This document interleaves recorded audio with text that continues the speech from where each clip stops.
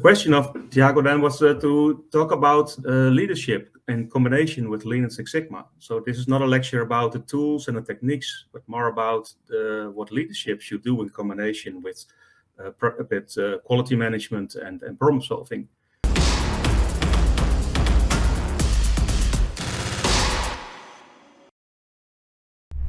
So I will talk first about, let's say, what we call in Lean and Six Sigma the true north, the objective and the strategy of an organization.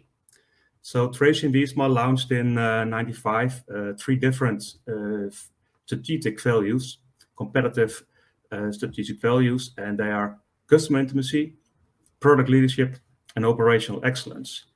And especially operational excellence can be supported by methods like Lean and Six Sigma. But I would like to state that it's very important to focus on all three of these, and not only one, not only on operational excellence, because the best companies in the world focus on three. They have good products, they have good service to clients, their products can be customized, or they have good services, and they are very efficient in producing these products and services. Reasonable costs, good quality, and on-time delivery. So it's all three, it's very important. So as mentioned in Lean and Six Sigma, this is called what we call the direction of a company. It's like a true north. This will not change every couple of weeks or months. No, this will stay there for a couple of years, 3 to 5 years, or maybe even longer. But why do I visualize this with a sailing ship? Well, because the journey to this true north is not a straight line. You cannot go in a straight line with a sailing ship.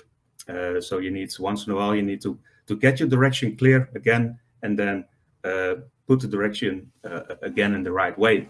And sometimes there's a big hurricane, or like Corona in the past 2 years, and you need to do a good, solid reaction on that to get on the right track again. So that's why in Lean Sigma very often this is visualized with a sailing ship heading through the true north. On the ship, which is the organization, you have a captain, which is the CEO or the leader of a company, and you have a crew.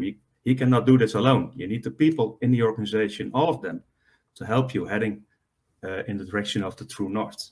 So it's about people and it's about process. We visualize this here within what we call, in the LSSA, we developed in the last 15 years, what we call the continuous improvement maturity model, which tells you what you need to focus on.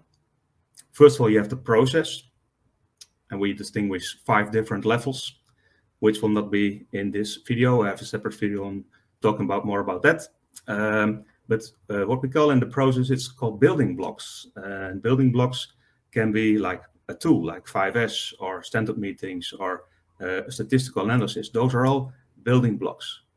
And depending on where you are, on your maturity of the organization, you need to define the right building blocks. So that's also part of the leadership, to define the focus, to define what building blocks you need to focus on. Because you cannot, let's say, implement all these building blocks in the same time. You need to do this in the right order. And within the continuous improvement maturity model, we focus on what that is. The other part is that the right behavior and discipline and roles and responsibilities should be in accordance with these building blocks. One example, if you want to implement stand-up meetings, the associated behavior is that people show up in time, they are prepared, and they are willing to cooperate, those kind of things. So for each of these building blocks, you can define certain behavior and responsibilities for people. So you need to develop them hand in hand. This is what we call policy development. Policy development is heading to the true north, and policy deployment is the journey to it. A bit about this leadership. In the past 100 years, many people have contributed to continuous improvement. So if we on the bottom you see some of the main items that were there in the United States, and on the upper part you see what was there in Japan. So in Japan, for instance, Deming and Ono and Shingo from Toyota and Imai are one of the most important persons. And of course, I cannot put all the people that contributed here on this one slide. But what you can also see that it goes back for more than 100 years. And everything which was developed in those 100 years is still valid. Maybe it's not the same as it was 100 years ago, because things develop as well. You see now, of course, with Industry 4.0, that new techniques and new management styles also are added to this slide with new people, new techniques. So it evolves during the years. But that doesn't mean that what was developed 100 years ago is not valid anymore. So flow, for instance, Ford was implementing the belt in 1912. It's still valid. Statistical analysis in Six Sigma to solve problems is still valid.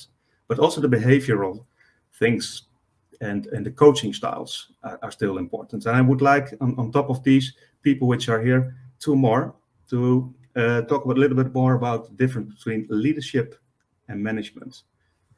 So, for instance, Peter Drucker, he mentioned management is doing the right things, but leadership is doing the right things, and management is doing the things right. So, and the same was defined by Covey. So, management is efficiently in climbing the ladder of success, and leadership determines whether the ladder is leaning against the right wall. So, there is a difference between leadership and management. And within Lean Six Sigma, and what we also discuss a little bit more within the scheme and the trainings that were developed according to the body of knowledge of the LSSA, we defined 3 different roles which are very important in continuous improvement. First of it is the leader, and we distinguish different styles of this leader and objectives. So first of all, he is inspiring people and motivating people, and he's helping people to get in the right direction. So he's a leader, he's encouraging, and its objectives are more strategic. It's about the true north, the direction, and about the culture of the organization.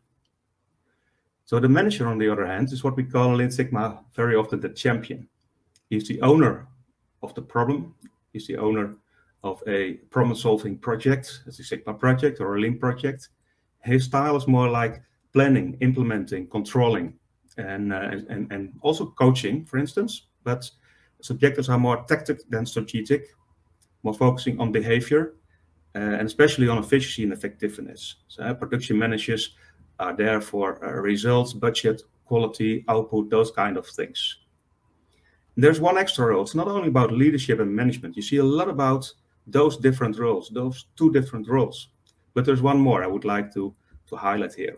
And that's the coach. So we call in Lean Six Sigma very often the master black belt. And in Japan, where it's more about lean, let's say it's about the sensei. And his style is encouraging, inspiring, and empowering people, teaching and asking the right questions.